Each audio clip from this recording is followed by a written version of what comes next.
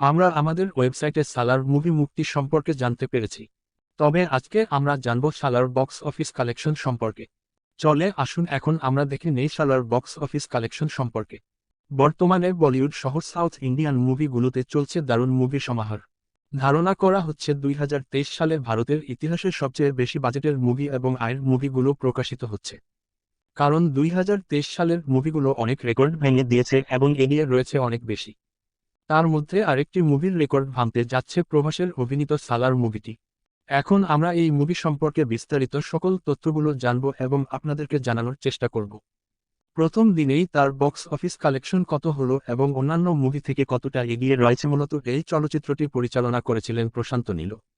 এখানে মূল চরিত্রে অভিনয় করেছে সুপারস্টার প্রভাস। এটি হচ্ছে অ্যাকশন এবং ভায়োলেন্স ক্যাটাগরির মুভি।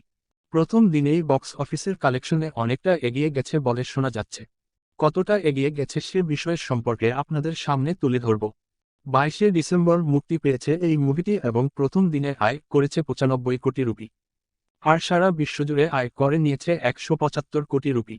অর্থাৎ প্রথম দিনে বড়সড় অ্যামাউন্ট আয় করে নিয়েছে এই মুভিটি।